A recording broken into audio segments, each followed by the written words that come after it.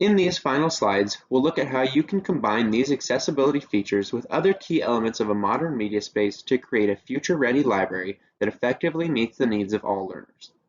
As we covered earlier, a modern media center serves many purposes. While every space will be different depending on its goals and how it will be used, these are some common elements that are typically found in a modern media center. There is usually a large instructional space where the librarian can provide direct instruction.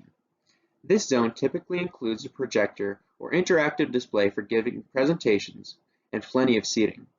There is often a space for people to collaborate on projects, equipped with workspaces and/or adjacent seating for users to get together. A growing number of media centers now include makerspace areas with plenty of work surface space and storage and materials to create new products. Some media centers include separate spaces for researching, planning, and designing projects or working through ideas. Often you'll see collections displayed throughout the room on mobile shelving that can be moved around to create additional learning spaces as needed. Finally, lounge seating scattered throughout for users to sit comfortably with a book or laptop. There are a few key safety matters to consider when designing any media space. Clear sight lines are one of the most important. The layout should place the librarian's main workstation in a location that maintains their ability to see as much of the space as possible. This ensures that they are aware of all persons using the space, both to be able to assist with learning and finding materials, and importantly in K-12 environments, to ensure that the space is being used properly. Spacing is another important consideration. Ensuring that groupings of furniture are adequately spaced apart to allow for minimal distraction between users is nice, but wide open walkways are also important in the event the space would need to be quickly and efficiently evacuated. Ventilation is important to keep the space and its occupants healthy and comfortable. Adequate ventilation keeps air flowing through the space, eliminating contaminants, moisture, and odors. We've already talked about the advantages of choosing furniture that's mobile and can be configured in many different ways to create flexible, agile media spaces that support multiple uses. The furniture you choose should also have smooth, rounded edges with no hardware or other elements protruding that could catch on someone's clothing or skin. Seating should be sturdy and shouldn't tip over easily. All materials should be age appropriate for the space.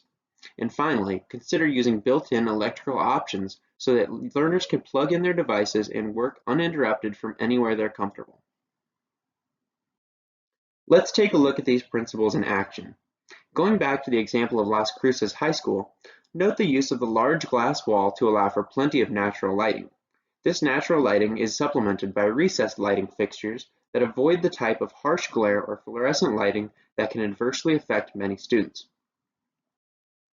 In this photo from Las Cruces, note the use of separate zones for the library's collection, lounge seating for reading or working in comfort, and cafe-style seating for working together on projects.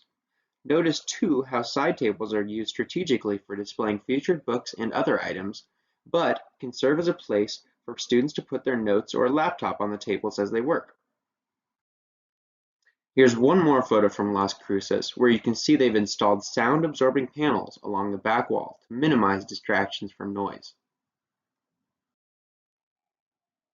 Here is a photo of the media space at Hursey Elementary School in Charleston, South Carolina. Notice the use of natural wood finishes for the tables and bookcases. Hursey Elementary School is a Montessori school, and one of the principles of Montessori is the use of elements from nature in the design of the space, which has been shown to have a calming effect on students, helping them to focus and learn more effectively. Hursey's library also has a makerspace zone, equipped with special makerspace tables that contain built-in storage for supplies. The built-in storage in these makerspace tables helps maximize the use of the space. This overhead view from the library at Falcon Ridge Elementary School in Huffman, Texas, provides a good look at the concept of zones for different activities. To the left of the photo, you'll see an instructional zone with seating in a semicircle around a large screen. To the right are lounge areas with soft seating for students to work individually or in small groups. The collections are displayed in curved bookcases that are placed strategically to define the room's various learning zones, and students have many choices in both seating styles and materials so they can choose where they will be the most comfortable and be able to work the most effectively. This photo from Montclair High School in New Jersey again features lots of natural lighting, as well as different types of seating to suit various purposes. Toward the back of the room by the large windows are huddle stations created with booth-style seating. These stations each feature a shared display for students to collaborate and share their work with each other electronically. Here's a close-up shot of the huddle stations.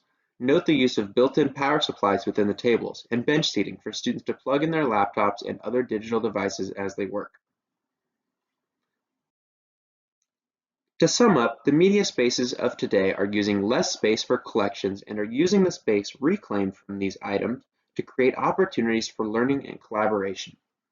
Because media spaces are becoming hubs for creativity, collaboration, and other 21st century learning principles, designers must create flexible spaces that can serve multiple purposes but are also inclusive of all learners, including those who have sensory processing issues and other learning challenges. The furniture and other materials that are used in the space play a key role in accomplishing this goal. Designers should pay close attention to elements such as choice, movement, lighting, acoustics, and quiet calming spaces when creating future-ready media spaces that can effectively support the needs of all learners.